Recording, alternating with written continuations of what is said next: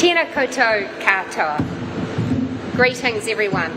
It's good to have the noise behind us, so we're making sure we get the mics right.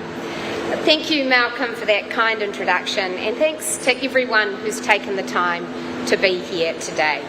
My special thanks go to our hosts, Metco Engineering and the Hutt Valley Chamber of Commerce.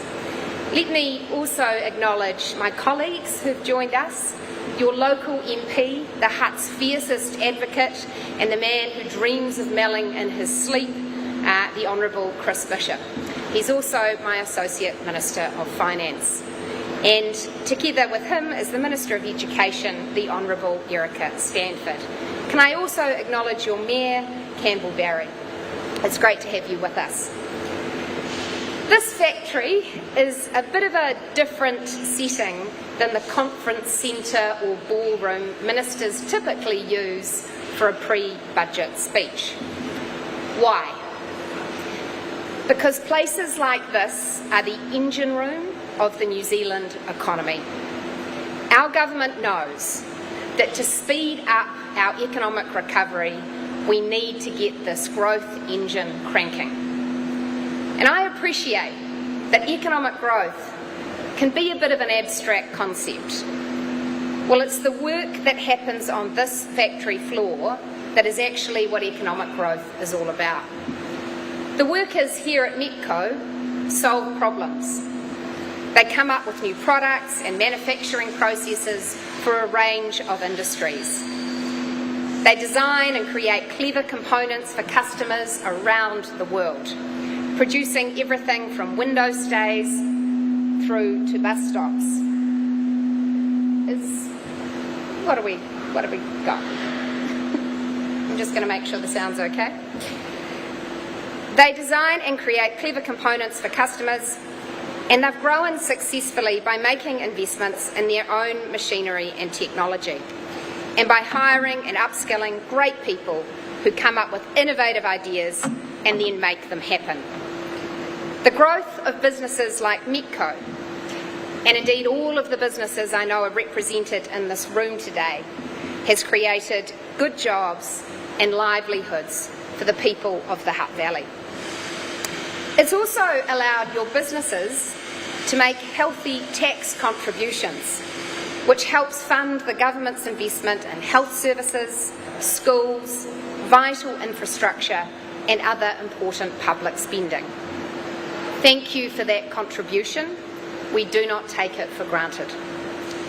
New Zealand needs more success stories like Metco. Your growth is what's needed to deliver the kind of country we all want, with better living standards, better job opportunities, and more financially secure families. That's why our government is going for growth. Earlier this year, we released a snapshot of the work we have underway to support our growth agenda. The Going for Growth plan sets out 87 specific actions we are taking under 5 key themes: developing talent, competitive business settings, innovation, technology and science, overseas investment and trade, and infrastructure for growth. I encourage you to check out the plan. It's online, and the work underway. There's more to come. For today, though, I'm going to switch out of my economic growth hat and into my Minister of Finance hat and focus my remarks on this year's budget. The government's growth ambition has been front and centre as we've put the budget together. We know that global uncertainty is challenging for many of you, and we are determined our budget will play a role in giving you confidence for the future. But let me be blunt, it's not the easiest time to be delivering a budget. New Zealand is still recovering from the economic damage inflicted during the COVID period, and we're now facing the headwinds of further global instability. There is pressing need for greater investments in our health system, our education system, our defence force and other areas. And there's very little money to pay for these investments. Our government is also acutely conscious of the challenging economic circumstances many New Zealanders have experienced in the past few years, as we've emerged from a period of very high inflation and rapidly rising interest rates. The pain is still rippling through our communities. Kiwis feel it, and the higher prices they still pay for almost everything, and higher levels of unemployment, and in some struggling local businesses. The cost of living remains a top-of-mind concern for many. The good news is that despite significant global challenges, a steady economic recovery is now taking place in New Zealand, with export-led growth gathering strength, business confidence coming off its lows, and the primary sector benefiting from higher commodity prices and mostly favourable growing conditions. Having considered everything happening around the world, the Treasury is continuing to forecast accelerating growth in the New Zealand economy over the coming year, with falling unemployment forecast to follow in the second half of the year. There's no magic wand to wish away the price rises baked in over recent years, but getting inflation and interest rates under control has been essential to achieving New Zealand's economic recovery. That's why I always take pause to celebrate that since our government came to office, inflation has returned to normal levels, resulting in a 200 basis point reduction in interest rates. We must not take this progress for granted. While some like to pretend that we can fix all the post-COVID damage with yet more extravagant government spending, the economic truth is they are wrong. The only way to sustainably overcome cost of living pressures is through successive years of stable inflation, careful investment and sustained economic growth. And our government is committed to the responsible fiscal management and growth supporting policies needed to make that happen. An important part of that effort is getting our own books in order. That's a big ask. The previous government spending decisions during and after COVID have left New Zealand with a sea of debt and red ink in the government finances. Government debt leapt by almost $120 billion between 2019 and 2024, soaring from under $58 billion to $175 billion in those few short years. Those are big numbers, almost too big to comprehend, so let me explain it this way. That amounts to $22,000 more in debt for every single New Zealander. And you may well ask, what do we have to show for all that debt? To give you some further historical context, New Zealand's net core crown debt, which once hovered between 5 and 25% of GDP, rose to about 42% last year. That's the highest level of government debt New Zealand has shouldered since the mid-1990s. Servicing that debt is expensive.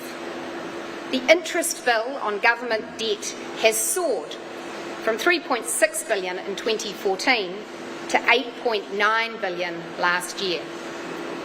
That's an awful lot of money.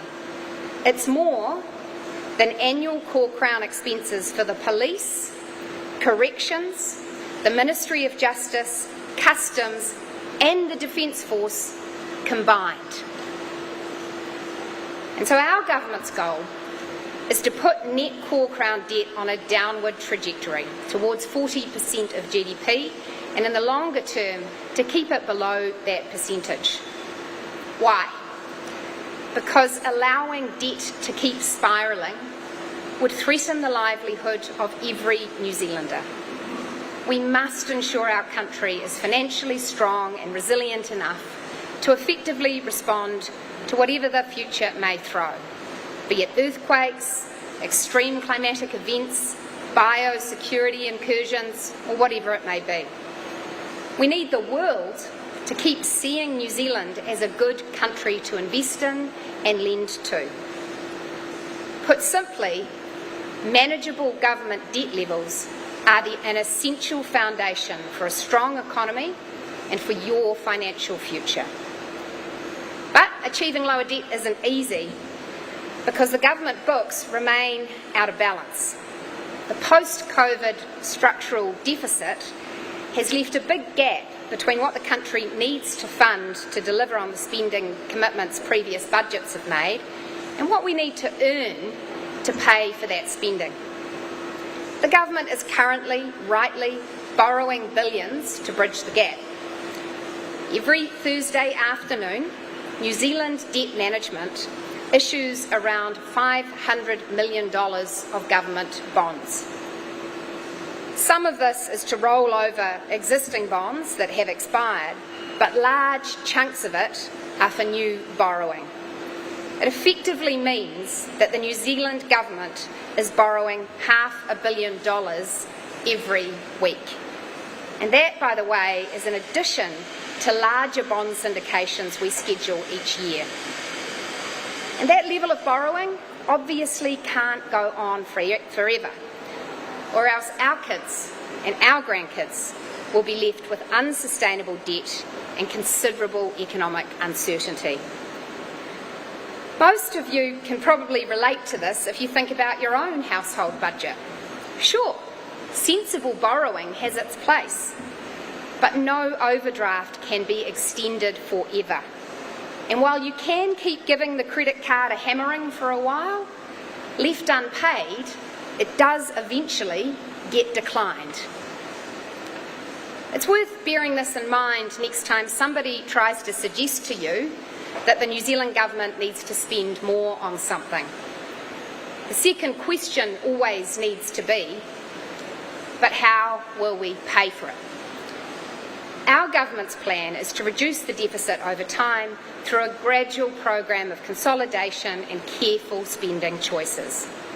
We're committed to maintaining the stability for New Zealanders by continuing to invest in essential frontline services, infrastructure for growth like Melling, and social supports like superannuation.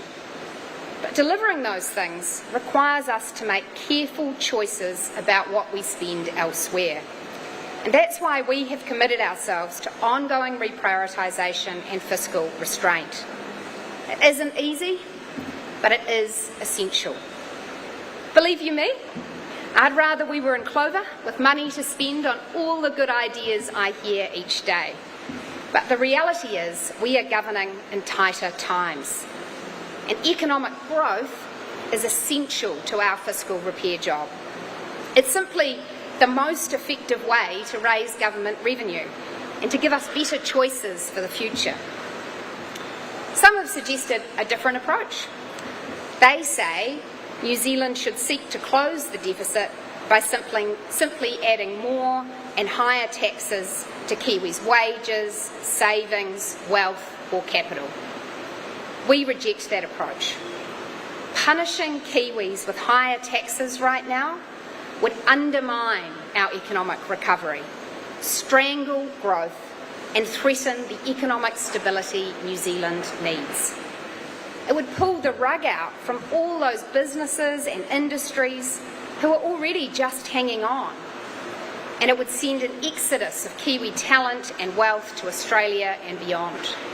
It would be exactly the wrong recipe for a country whose future prospects depend on investment and growth. So what do global events of recent times mean for our economy and our budget? The Treasury's last set of economic forecasts were presented at the half-year update in December. And as you know, the global economic outlook has worsened considerably since then. Tariff announcements by the US government, countervailing tariffs being imposed by China, and an uncertain path for future tariffs and exemptions have created volatile global economic conditions, with forecasters around the world agreeing that global growth will be lower this year and next year than they were previously predicting. New Zealand, unfortunately, can't escape the fallout.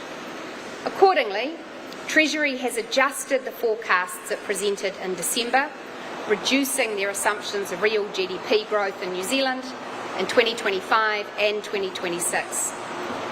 New Zealand's economy will still be growing, but not as fast as forecast a few months ago. That lower growth trajectory has an inevitable impact on the government books, reducing revenue and threatening our already difficult return to surplus and debt reduction.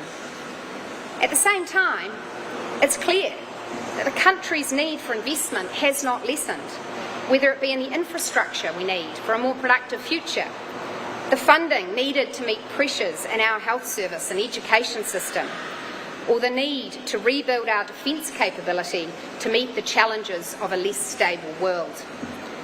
And on top of all of that, it's also the case that New Zealand's long-term productivity and savings challenges haven't gone away. So there's a huge amount to juggle in this year's budget. So how has the government managed these challenges? We started with the question that I suggested to you earlier.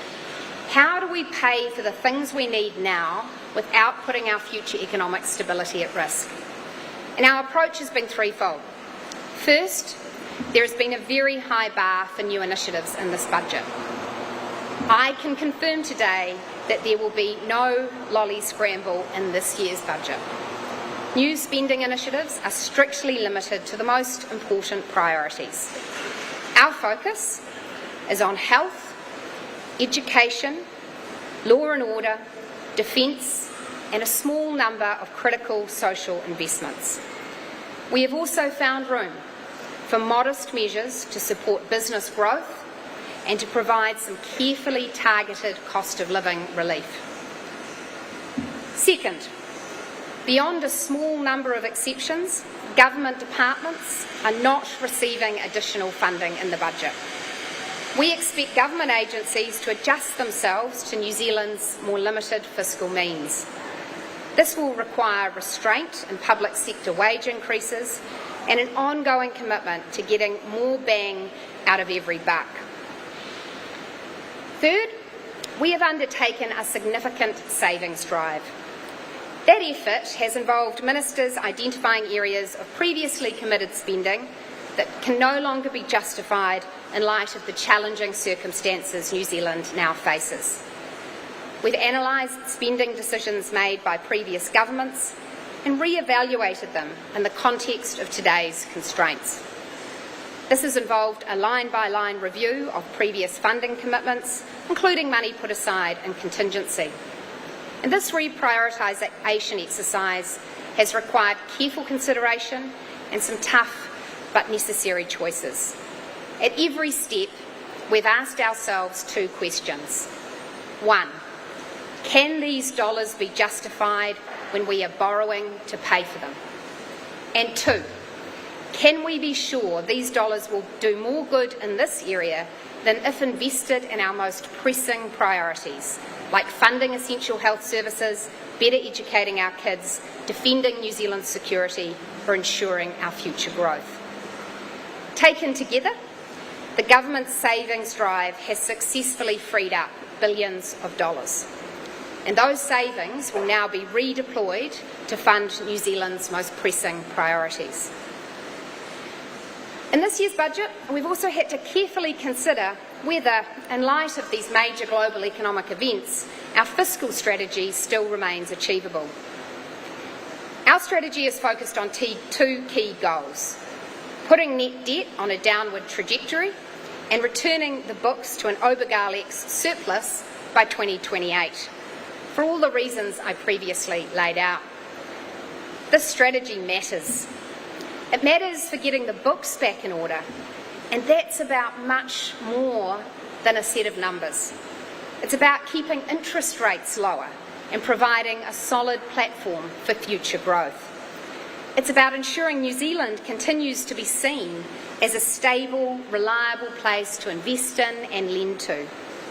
And it's about making sure we don't leave our kids and grandkids with debts they just can't repay. At our last update in December, well before Trump's Liberation Day, we were expecting a small surplus in 2029. It remained our intention to return it a year earlier if possible. I can confirm today that our government remains committed to those goals. Sticking to them has required some careful adjustments in this year's budget. The key change we have made is to the size of this year's operating allowance. That is the amount of money put aside for new spending.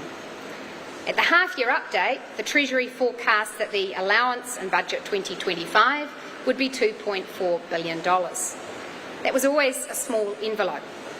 However, as I outlined earlier, our approach has been to supplement that new spending by reprioritising funds from elsewhere. I'm confirming today that the government has reduced the size of our Budget 2025 operating allowance to $1.3 billion. This means we will be spending billions less over the forecast period than would otherwise have been the case. This will reduce the amount of extra borrowing our country needs to do over the next few years, and it will keep us on track towards balanced books and debt reduction. The fiscal forecasts will not be finalised until later this week, but according to the latest numbers I have seen, the smaller operating allowance means we will continue to forecast a surplus in 2029. The reality of global economic events is that if we'd pushed on with a larger operating allowance, then we would be staring down the barrel of even bigger deficits and debt.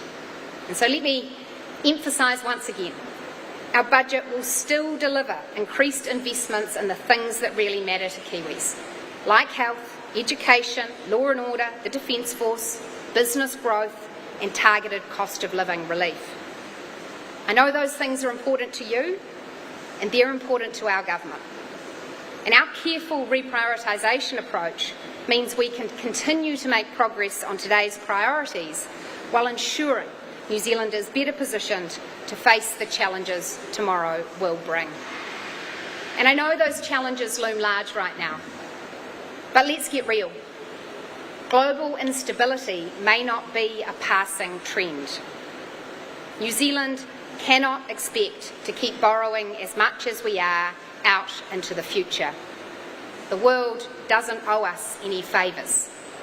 This is not the time to kick the can down the road. We must act now to secure our financial future. So in conclusion, Budget 2025 takes place against a difficult global backdrop. We can't wish that away. What we can do is focus on the things in our control. Our government is doing just that by providing a predictable, steady approach to economic and fiscal management. In an unstable world, we are staying the course with responsible policies that provide stability, support investment, and make New Zealand an attractive place for the world to trade and do business with. These sensible policy approaches are the base from which we will deliver better economic growth, choices and investments in the years ahead. And with those basics in place, there is much for the Kiwi businesses in this room to feel optimistic about. Because New Zealand has enormous growth potential. You can feel that potential right here. We are a safe, secure country with a growing constellation of free trade agreements and a global reputation as a good place to do business. We are blessed with abundant natural resources, everything from ocean to fresh water, fertile land and temperate weather through to abundant minerals. In a world that's worried about food security, we feed more than 40 million people with levels of efficiency and sustainability that are the envy of many. And we have a long history of stable democracy, strong institutions and rule of law. And we've delivered scientific breakthroughs and global success stories like this right here, and we will continue to do so. As I stand here today, we are world leaders in sending rockets to space. You have elected a government that is making the reforms needed to unlock New Zealand's potential. And our reforms matter. But fundamentally, I'm optimistic about New Zealand's economic future because I have faith in all of you, the New Zealanders who get out of bed each morning and go and make things happen, particularly early this morning. And I'm optimistic because I see how hard Kiwis work. I see how much effort Kiwi parents go to for their kids. And I see how much employers and workers care about our communities. We are a smart, innovative and resilient people. The next decade can be New Zealand's decade. That requires good and steady government and careful spending choices. So this year's budget will not be a lolly scramble. What it will be is a responsible budget that secures New Zealand's future. Thanks very much.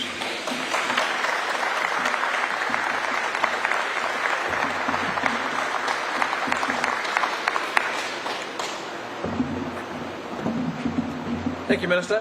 Thank you once again for choosing the Hutt Valley Chamber of Commerce and the Hutt Valley to do your pre-budget speech. We appreciate and respect you coming out here to share your announcements with us. Look, we are in a unique position in the Hutt Valley.